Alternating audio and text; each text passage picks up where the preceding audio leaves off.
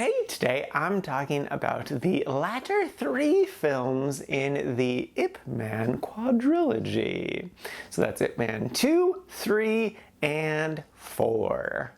First up is Ip Man 2. This is a 2010 film, and the basic premise is, in the aftermath of World War II, Ip Man has moved down to Hong Kong to start his martial arts studio. But he's facing some problems from all the other martial arts studios down there. They don't really like that he's there. So lots of fighting shenanigans ensue. And I enjoyed it. It was decent. It's about as good as the original. It very much so feels like Rocky IV. That's the one where it's America versus Russia, but instead it's China versus Britain in a boxing match again for the soul of the country. And like Rocky IV is an incredible film, no doubt, but them just kind of rehashing it here isn't the best. And the villains are so cartoonishly evil. It's a lot. But the story is still fun, and of course the action works so well. And I like that they just focused on a few months of his life, that they didn't want to tell the entire story. I don't think they knew they were going to do 4 movies, so I especially like the restraint because of that. So yeah, no, it's a fine film. The action's fantastic. It's a bit silly and over the top, but like, it's still a very entertaining story. So yeah, if you enjoyed the first one, which I would recommend, keep on going with the series. It's a lot of fun. You could easily just jump into the second one if you want to, but I don't think there's any need to do that. Like, just go down the line with these films. They build off each other nicely, though it's not the worst if you skip around.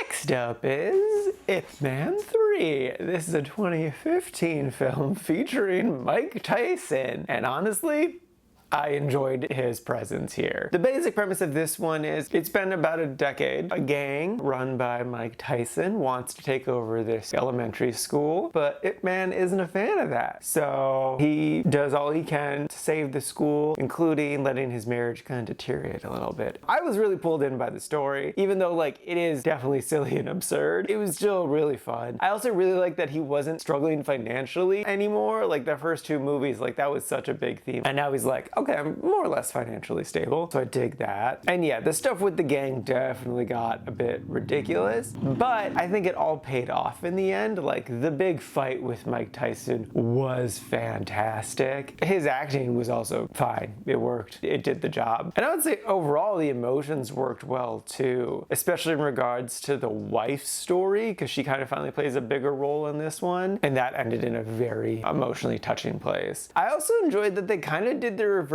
of enemies to friends, where there's this guy who is more or less a friend of Ip Man who becomes a rival, and I think that was a really interesting story that went to a nice fun place. So yeah, no, this was a really solid film that I would again recommend. Just go down the line of Ip Man 1, 2, 3, 4. Like, you're in for a good fun time with all 4 of these movies. And lastly is Ip Man 4, The Final. This is a 2019 film, and the basic premise is Ip Man travels to America. And it was fantastic. I thoroughly enjoyed this film. Ip Man is one of the masters who taught Bruce Lee. So this is Ip Man coming to see Bruce Lee, and then also other reasons for coming to America. And though he popped up in 2 of the other films, this is the first time where he's like actually doing something. And like, all of the stuff with Bruce Lee is fantastic, especially his fight scene. It's one big long one, kind of split up into 2 different ones. In the first one, he follows more of Ip Man's teachings, and then in the second half, he goes into more of his own style. So that was just a lot of fun to see. And I really like the idea of them coming to America too, just because it makes it stand out so much from the other 3 films in the series. That's just a whole different environment. Like, yeah, it still focuses on martial arts and whatnot, but by coming to America, it feels fresh and new, even though they are kind of touching on similar things from the previous films. And I did like too that over the course of this series, they really let their actors age, and so it really does add to the feeling like time is actually passing within this cinematic universe. Only real complaint is they laid on the racism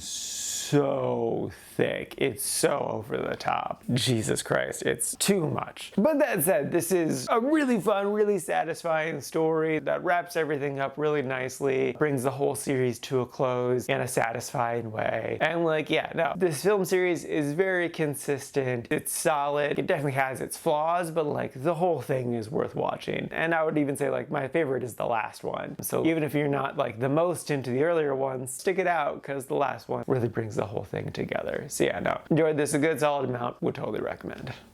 Alrighty, now for today's rankings. First up is Ip Man 2, sitting number 74 in the quite like section near the bottom. And then is Ip Man 3, sitting number 57, again in the quite liked. And then lastly is Ip Man 4, sitting number 50 near the top of the quite like section. Even though I watched Ip Man 1 like 5 years ago, I would put it close to Ip Man 3. Let's just say I would rank them 4, 3, 1, 2. That sounds about right. Anyway, and this is at a total of 129 old movies so far this year.